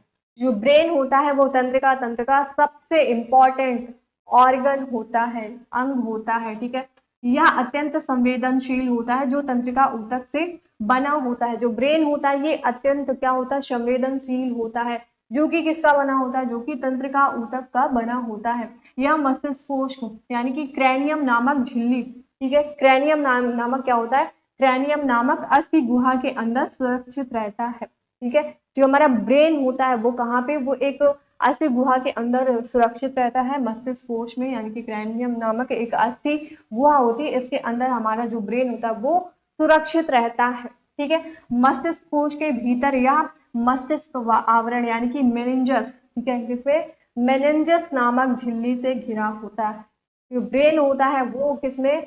वो हमारे मस्तिष्क कोश के भीतर, ठीक है, मस्तिष्क कोश के भीतर या एक मस्तिष्क आवरण, ठीक है, किसमें? मस्तिष्क आवरण यानी कि मेनिंजस नामक झिल्ली से घिरा होता है, जिसके कारण यह बाहरी आघातों से सुरक्षित रहता है। ठीक है, जिसके कारण क्या होता है? जो हमारा ब्रेन होता है वो किसमें? वो जो बाहरी आघात होते हैं, है ना, जब जा रहे हो, बड़ाक से गिर गए, कोई साइकिल से जा रहे हो, बाइक से जा रहे हो, एक्सीडेंट हो गया, है ना, तो बाहरी आघात वगैरह होते हैं, कोई आया पीछे से दे मारा आपके सर पे, है ना, तो ये जो बाहरी आघात होते हैं उनसे सुरक्षा करता है। और ये हमारा क्या है? ये हमारा है ब्रेन। ठीक है, आप लोगों का जो ब्रेन है ना वो कुछ इस तरीके से दिखाई देता है। ठीक है, अच्छे से देख लो इसको, है ना, अच्छे से देख लो, ये कुछ इस तरीके का दिखाई देता है। अब यहाँ पे देखो, यहाँ पे हमारा ब्रेन दिया हुआ है। ठीक है, ब्रेन का हमारा डायग्राम दिया हुआ है। सबसे पहले जो हमारा ब्रेन होता है, ठीक है, जो हमारा ब्रेन होता है वो 3 टाइप का होता है। ठीक है, उसके 3 पार्ट होते हैं। कौन कौन से होते हैं? बताओ, जल्दी बताओ, जल्दी से मुझे कमेंट सेक्शन में कमेंट करके बताओ कि जो हमारा ब्रेन होता है उसके कौन कौन से पार्ट होते हैं। ठीक है, जल्दी से बताओ।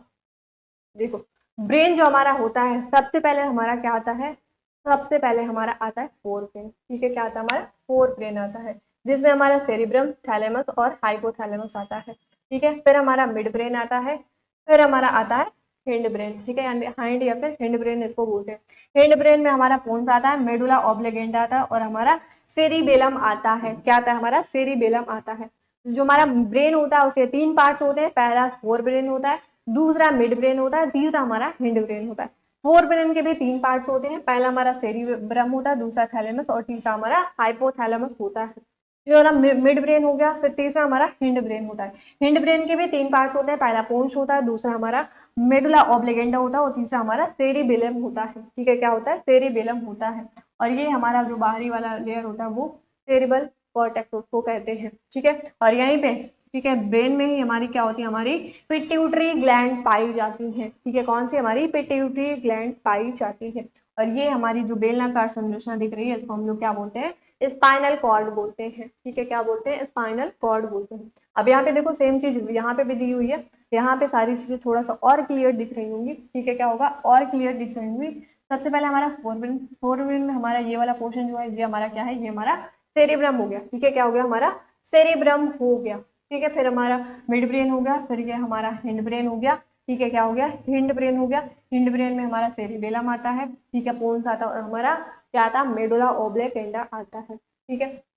जो फोर ब्रेन होता है, ठीक है, फोर ब्रेन में हमारा कौन सा आता है? हमारा थैलेमस सेरिब्रम आता है, थैलेमस आता है, और हमारा हाइपोथैलेमस आता है, ठीक है। मिड ब्रेन हो गया।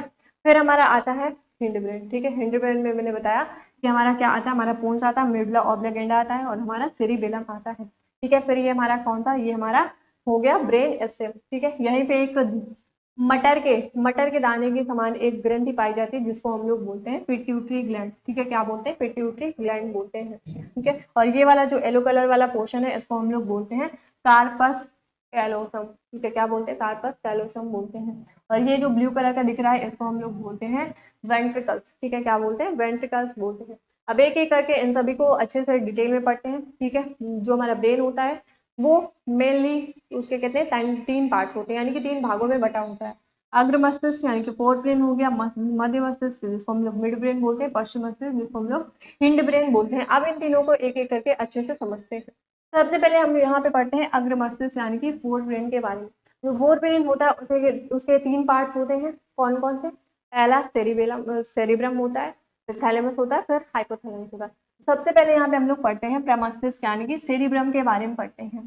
तो यह मस्तिष्क का सबसे बड़ा भाग है, ठीक है। जो सेरिब्रम होता है ये क्या होता है? ये हमारे ब्रेन का सबसे बड़ा भाग होता है। यह मस्तिष्क के अन्य भागों के कार्यों पर भी नियंत्रण रखता है। जो सेरिब्रम होता है, ठीक है, ये हमारे ब्रेन का सबसे बड़ा पार्ट होता है, सबसे, है ना, सबसे क्या होता है? सबसे बड़ा भाग होता है, पार्ट होता है, भाग होता है, ठीक है। या मस्तिष्क के अन्य भागों के कार्यों को भी क्या करता है? नियंत्रित करता है, यानी कि कंट्रोल रखता है, ठीक है। जैसे सोचना हो गया, समझना हो गया, स्मृति होगी, सीखना हो गया, तर्क करने, और इंद्रियां जैसे आंख हो गया, कान हो गया, नाक हो गया, जीभ हो गया, त्वचा, इन सभी से सूचना ग्रहण करने का कार्य करता है। कौन कार्य करता है? हमारा जो सेरिब्रम होता है, ठीक है। सेरिब्रम जो हमारा होता है ये किसको? ये सोचने में, यानी कि थिंकिंग करने में, है ना, कोई भी चीज आप सोच रहे हो, सोचने में, समझने में, स्मृति में, ठीक है, और किसमें? सीखने में, तर्क करने में, साथ ही साथ जो हमारी ज्ञानेंद्रियां है, हमारा आंख, कान, नाक, त्वचा, है ना, जीभ, इन सभी से सूचना को ग्रहण करने का काम कौन करता है? हमारा सेरिब्रम करता है, ठीक है। कौन करता है? सेरिब्रम करता है।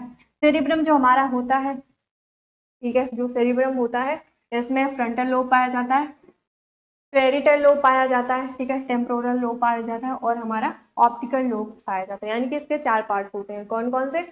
वो फ्रंटल हो गया, पेरिटल हो गया, टेम्पोरल हो गया, और ऑक्टिपिटल हो गया, ठीक है। क्या हो गया? ऑक्टिपिटल हो गया, ठीक है। जो ब्रेन होता है वो दो पार्ट में डिवाइड होता है, लेफ्ट हेमिस्फीयर और हमारा राइट हेमिस्फीयर होता है, ठीक है। किसमें? लेफ्ट और राइट हेमिस्फीयर में डिवाइड होता है, ठीक है।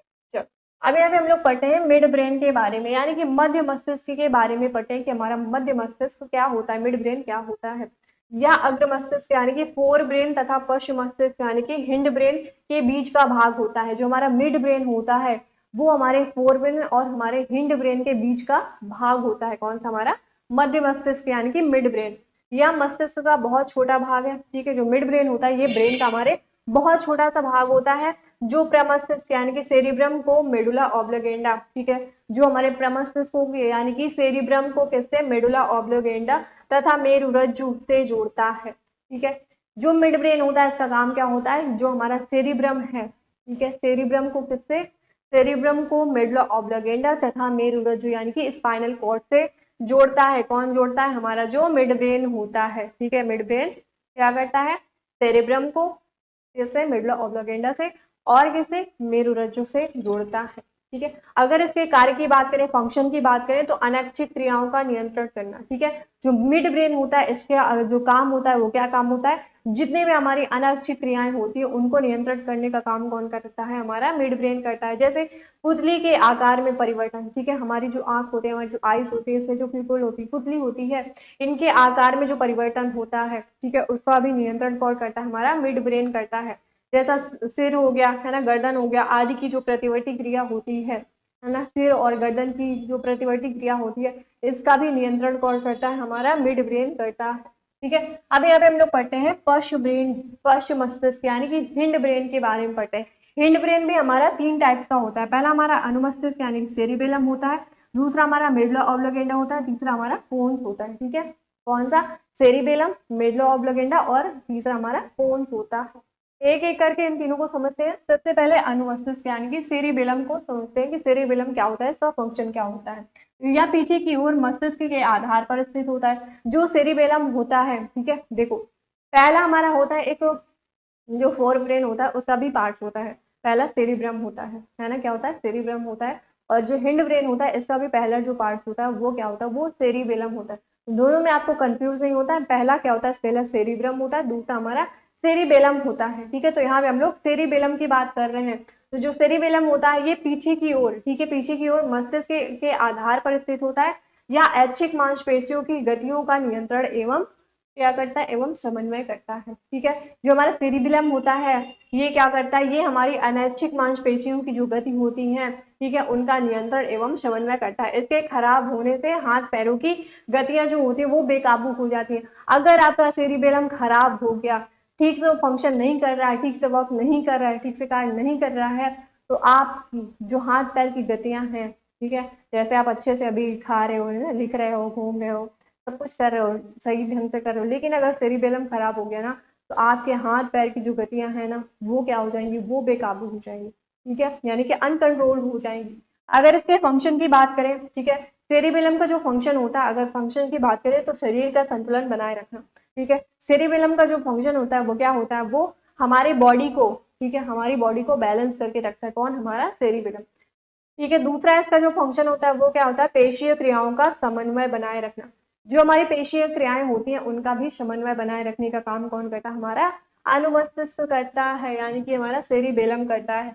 अब यहाँ पे हम लोग पढ़ते हैं मेडुला ऑब्लिगेंडा के बारे में। ठीक है, किसके बारे में? मेडुला ऑब्लिगेंडा के बारे में पढ़ेंगे। मेडुला ऑब्लिगेंडा क्या होता है, इसका फंक्शन क्या होता है।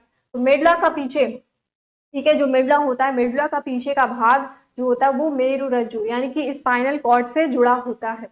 क्या कह रहा है कि जो मेडुला होता है इसका जो पीछे वाला भाग होता है वो किससे? वो हमारे स्पाइनल कॉर्ड से जुड़ा होता है। इसके द्वारा संवेदनाओं एवं प्रेरणाओं का संचार मस्तिष्क एवं मेरुरज्जु के बीच होता है। जो मेडुला होता है इसका काम क्या होता है? ठीक है, ये हमारे स्पाइनल कॉर्ड से जुड़ा होता है। इसके द्वारा जो हमारी संवेदना है, जो हमारी प्रेरणा है, इनका संचार, ठीक है, इनका जो संचार है वो हमारे मस्तिष्क एवं हमारे मेरुरज्जु यानी कि ब्रेन और हमारे स्पाइनल कॉर्ड के बीच होता है। ठीक है, फंक्शन की अगर इसकी बात करें तो फंक्शन में जैसे छींकना हो गया, खांसना हो गया, उल्टी आना हो गया, आदि जितनी भी अनैच्छिक क्रियाएं हैं उसका नियंत्रण कौन करता है? उसका नियंत्रण हमारा कौन करता है? हमारा मेडुला ऑब्लिगेंडा करता है। जैसे है ना, आप लोग छींकते हो, खांसते हो, है ना, उल्टी आती है, इन सभी चीजों का जो नियंत्रण है, कंट्रोल है, कौन करता है? वो हमारा मेडुला ऑब्लिगेंडा करता है। मेडुला में अनेक तंत्रिका केंद्र होते हैं। ठीक है, जो मेडुला होता है उसमें अनेक तंत्रिका केंद्र होते हैं जो हृदय की धड़कन, ठीक है, जो मेडुला होता है उसमें अनेक तंत्रिका केंद्र होते हैं जो क्या करते हैं? जो हृदय की धड़कन यानी कि जो हमारा हार्ट बीट करता है, ठीक है, उसको, साथ ही साथ श्वास की जो गति होती है तथा जो हमारा ब्लड प्रेशर होता है यानी कि रक्तदाब जो होता है उसका भी नियंत्रण करते हैं। ठीक है, कौन करते हैं? जो मेडुला है इसमें अनेक तंत्रिका केंद्र होते हैं जो कि हमारे हृदय की धड़कन हो गई, हमारे श्वास की गति हो गई, है ना, हमारा ब्लड प्रेशर हो गया यानी कि रक्त का दाब हो गया, इन सभी का नियंत्रण भी कौन करके रखता है? जो मेडुला है उसमें अनेक तंत्रिका तंत्र होते हैं जो ये सब काम करते हैं। ठीक है, चलो अब यहाँ पे हम लोग पढ़ते हैं पोन्स बैरोलाई के बारे में, यानी कि पोन्स के बारे में पढ़ते हैं।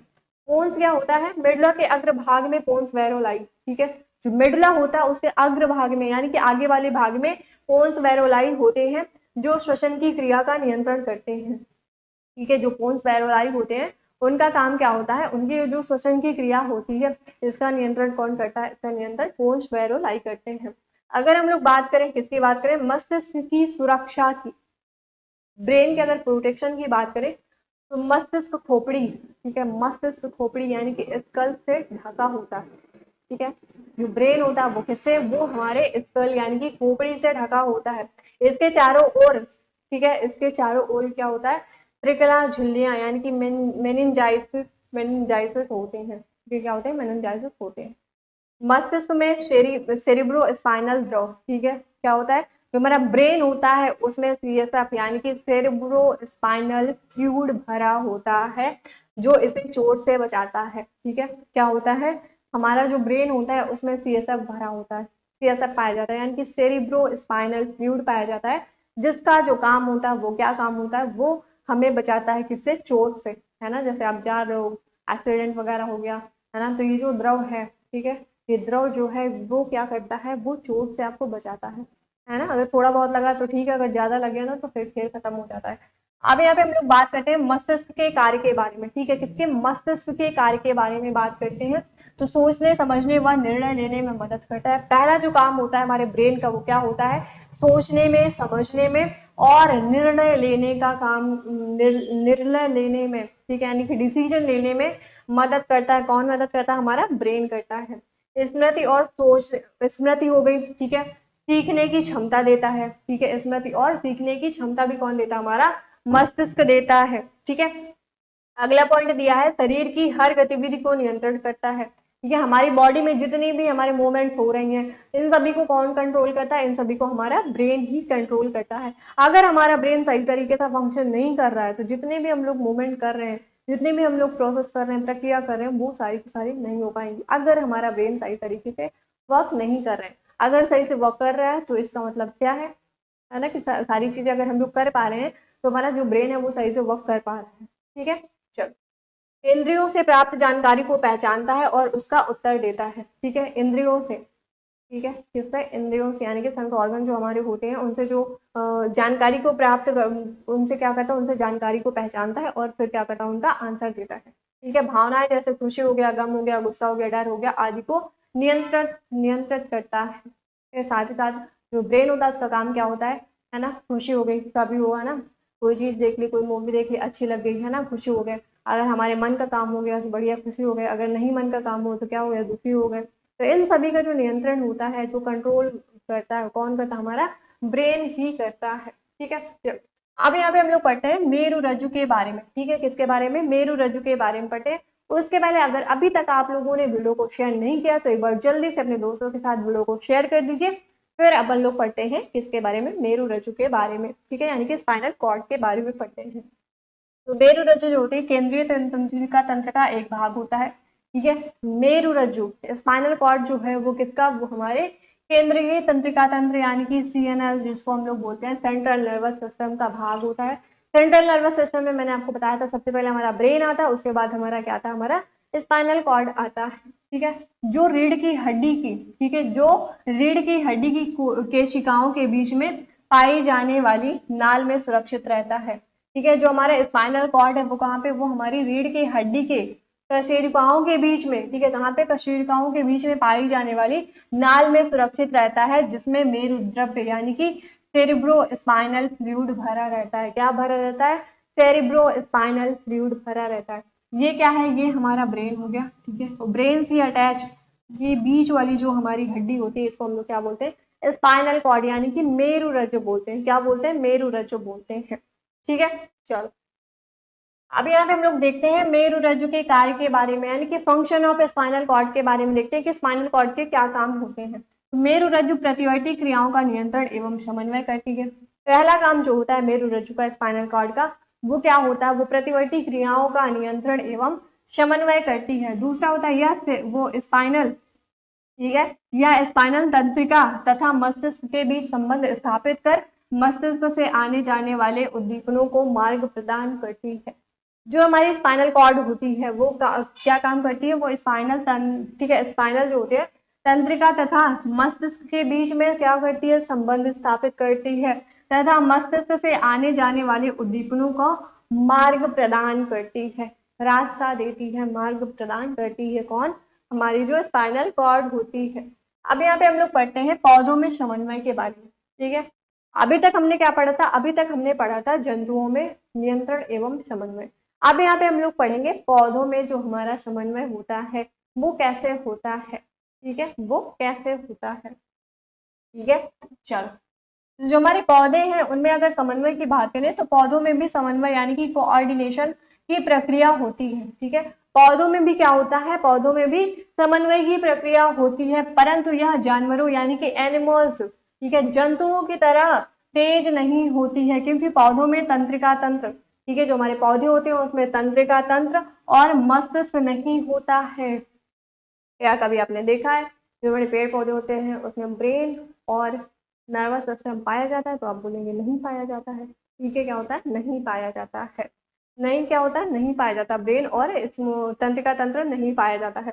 पौधों में समन्वय रासायनिक पदार्थों, ठीक है, जो पौधों में समन्वय होता है वो रासायनिक पदार्थों यानी कि केमिकल सब्सटेंस और हार्मोनों की मदद से होता है। ठीक है, पौधों में जो समन्वय होता है, कोऑर्डिनेशन होता है, वो किसके द्वारा? वो रासायनिक पदार्थों और हार्मोन्स के द्वारा होता है। अब कैसे होता है यहाँ पे देखते हैं। ठीक है, पौधों में रासायनिक समन्वय हार्मोन्स के द्वारा होता है। ठीक है, किसके द्वारा? पौधे जो हमारे होते हैं, प्लांट्स जो होते हैं, उनमें जो रासायनिक समन्वय होता है, वो रासायनिक समन्वय जो होता है वो किसके द्वारा? वो हार्मोन्स के द्वारा होता है। हार्मोन्स जो होते हैं वो पौधों की वृद्धि, संतुलन, विकास तथा बाह्य वातावरण के साथ समन्वय स्थापित करने में सहायता प्रदान करते हैं। हार्मोन्स का काम क्या होता है? जो हार्मोन्स होते हैं वो पौधों की वृद्धि हो गई, ठीक है, बैलेंस यानी कि संतुलन हो गया, विकास हो गया, तथा बाह्य यानी कि बाहरी वातावरण के साथ संबंध स्थापित करने में क्या होते हैं? सहायता प्रदान करते हैं। समन्वय स्थापित करने में सहायता प्रदान करते हैं। ठीक है, चलो अब यहाँ पे अगर हम लोग बात करें पौधों में समन्वय के प्रकार के बारे में बात करें तो पौधों में जो समन्वय होता है वो दो प्रकार का होता है। पहला होता है रासायनिक समन्वय, दूसरा होता है प्रतिक्रियात्मक समन्वय। ठीक है, यानी कि पहला केमिकल कोऑर्डिनेशन होता है, दूसरा होता है रिस्पॉन्स कोऑर्डिनेशन। ठीक है, पहला केमिकल और दूसरा रिस्पॉन्स। ठीक है, अब एक एक करके इन दोनों को समझते हैं कि ये दोनों क्या होते हैं। सबसे पहले हम लोग बात करते हैं रासायनिक समन्वय की, यानी कि केमिकल कोऑर्डिनेशन की बात करते हैं कि जो पौधे होते हैं उनमें जो समन्वय होता है, कोऑर्डिनेशन होता है, ठीक है, रासायनिक समन्वय होता है, वो कैसे होता है। पौधों में रासायनिक पदार्थ, ठीक है, पौधों में रासायनिक पदार्थों यानी कि प्लांट जो हार्मोन्स होते हैं, ठीक है, पौधों में क्या होता है? पौधों में रासायनिक पदार्थों द्वारा समन्वय होता है, यानी कि हार्मोन्स के द्वारा क्या होता है? समन्वय होता है।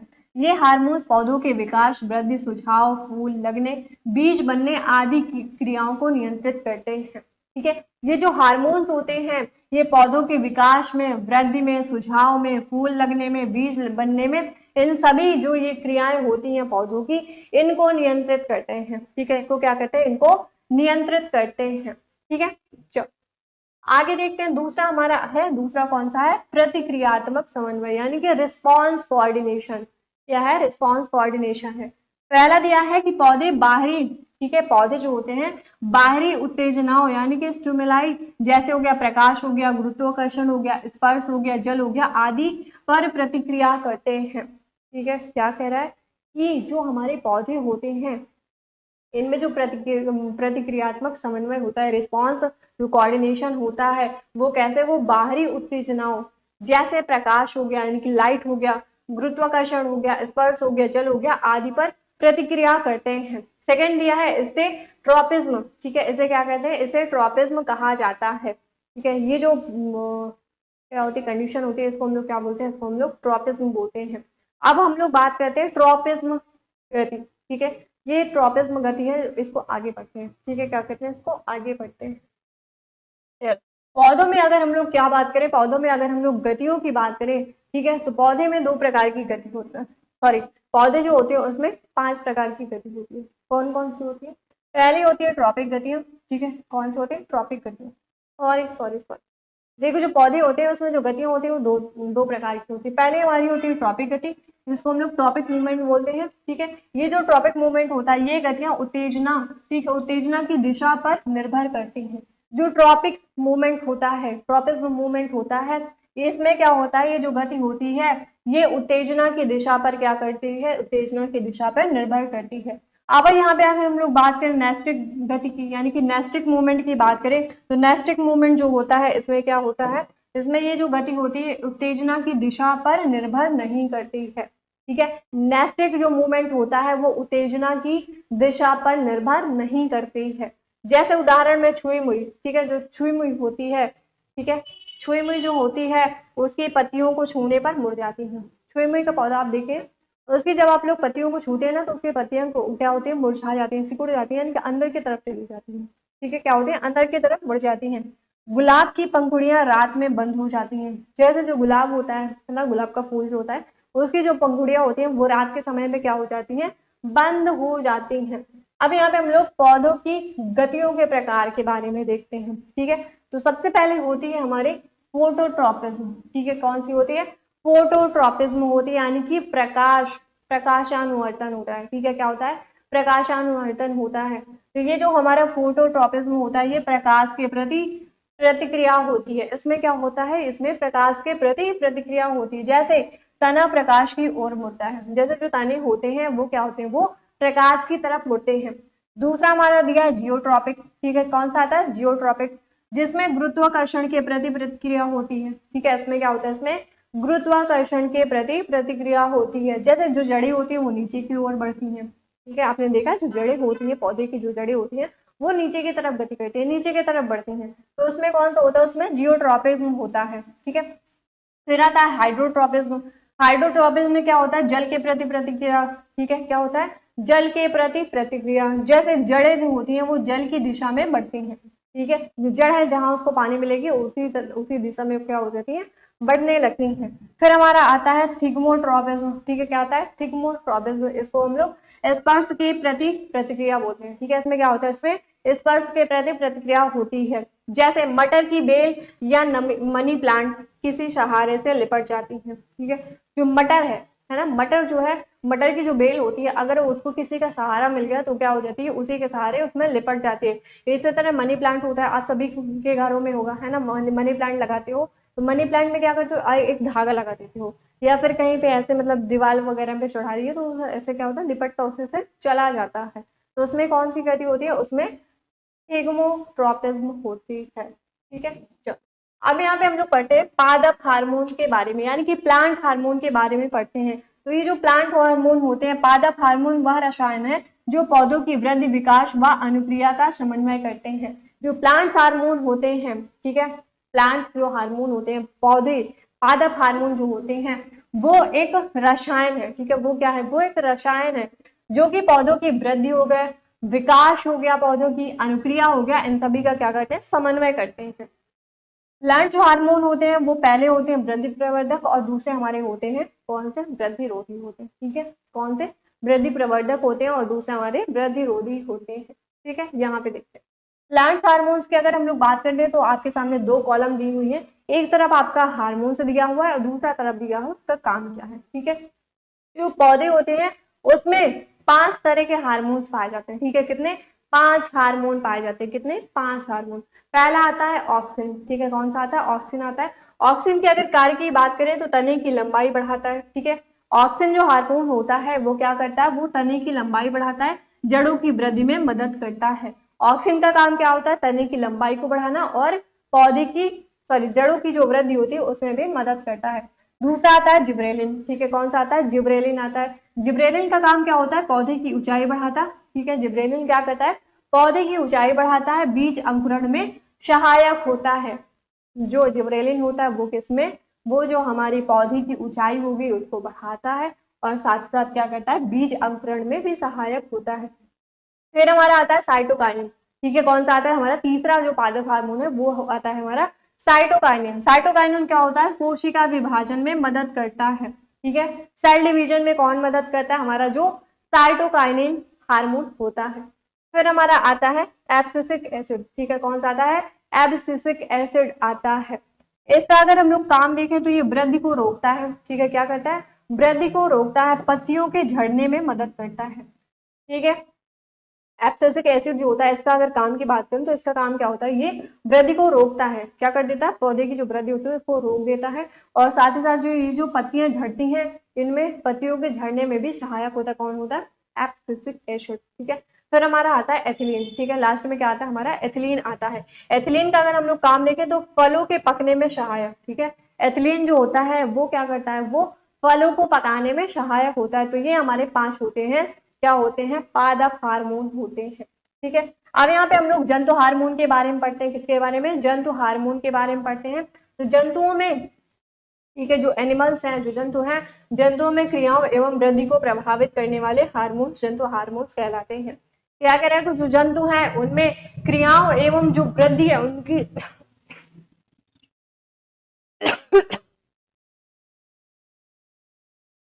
Sorry sorry sorry. हाँ, तो यहाँ पे देखो, ये जो जंतु होते हैं इनकी क्रियाओं एवं वृद्धि को जो प्रभावित करने वाले हार्मोन्स होते हैं उनको हम लोग जंतु हार्मोन्स कहते हैं या फिर जंतु हार्मोन्स कहलाते हैं। ठीक है, अगर हम लोग यहाँ पे बात करें अंतःस्रावी ग्रंथि यानी कि एंडोक्राइन ग्लैंड की बात करें, तो ये वो ग्रंथियां हैं जो अपने उत्पाद रक्त में स्रावित करती हैं, हार्मोन्स कहलाते हैं। ठीक है, अगर हम लोग हार्मोन्स की बात करें, ठीक है, तो हार्मोन्स जो हमारे होते हैं, ठीक है, वो किसमें, वो हमारे अंतःस्रावी ग्रंथि के अंदर आते हैं। अंतःस्रावी जो ग्रंथि होती है, एंडोक्राइन जो ग्लैंड होती है, वो क्या होती है, वो ग्रंथियां होती हैं जो अपने उत्पाद को किसमें, ब्लड में यानी कि रुधिर में यानी कि रक्त में क्या करते हैं, स्रावित करते हैं, जिनको हम लोग हार्मोन्स कहते हैं। अब यहाँ पे हम लोग हार्मोन्स, अंतःस्रावी ग्रंथियां और उनके कार्य के बारे में देखते हैं। तो सबसे पहले आपके सामने यहाँ पे दिया हुआ है हार्मोन, फिर हम लोग देखेंगे कि कौन सी ग्रंथि से ये हार्मोन निकलता है, फिर इसका स्थान देखेंगे, ठीक है, किसका स्थान कहाँ पे है, फिर हम लोग इसके कार्य के बारे में देखेंगे, ठीक है, किसका काम क्या होता है। तो सबसे पहले हमारा आता है थायरॉक्सिन। थायरॉक्सिन हार्मोन आता है। थायरॉक्सिन हार्मोन कहाँ पे निकलता है, कहाँ से निकलता है, ये निकलता है कहाँ से, इसका सिक्रेशन होता है थायराइड ग्लैंड से। ठीक है, कहाँ से, थायराइड ग्लैंड से यानी कि थायराइड ग्रंथि से। ये कहाँ पे स्थित होती है, ये हमारे गर्दन पे होती है। ठीक है, जो थायराइड ग्लैंड होती है वो हमारे गर्दन पे प्रेजेंट होती है। इसका काम क्या होता है, कार्बन यानी कि कार्बोहाइड्रेट हो गया, प्रोटीन हो गया, वसा हो गया का उपापचय करना। ठीक है, कार्बोहाइड्रेट, प्रोटीन और वसा का उपापचय करना किसका काम होता है, हमारे थायरॉक्सिन का होता है। थायरॉक्सिन जो हार्मोन होता है। फिर हमारा आता है एड्रिनल हार्मोन। ठीक है, जो कि हमारे कहाँ से स्रावित होता है, हमारे अधिवृक्क यानी कि एड्रिनल ग्लैंड से सिक्रेशन होता है, इसका स्रावित होता है। ये कहाँ पे, ये हमारे वृक्क के ऊपर यानी कि जो किडनी होती है, किडनी के ऊपर एक ग्लैंड पाई जाती है, ग्रंथि पाई जाती है, जिसको हम लोग बोलते हैं अधिवृक्क ग्रंथि। ठीक है, इससे हमारा कौन सा हार्मोन निकलता है, इससे हमारा एड्रिनल हार्मोन निकलता है। इसका काम अगर देखें तो ये बीपी यानी कि ब्लड प्रेशर हो गया, हृदय की धड़कन आदि का नियंत्रण करता है। ठीक है, बीपी का, ब्लड प्रेशर का, और हमारा जो हार्ट बीट करता है, हृदय की जो धड़कन होती है उसका नियंत्रण करता है। फिर हमारा आता है इंसुलिन। ठीक है, क्या आता है, इंसुलिन आता है। इंसुलिन हमारा कौन सी ग्रंथि से हार्मोन निकलता है, हमारे अग्नाशय यानी कि पैनक्रियाज से हमारा इंसुलिन क्या होता है, स्रावित होता है। ये कहाँ पे, ये हमारे उदर के नीचे स्थित होता है। कहाँ पे, हमारे उदर के नीचे स्थित होता है।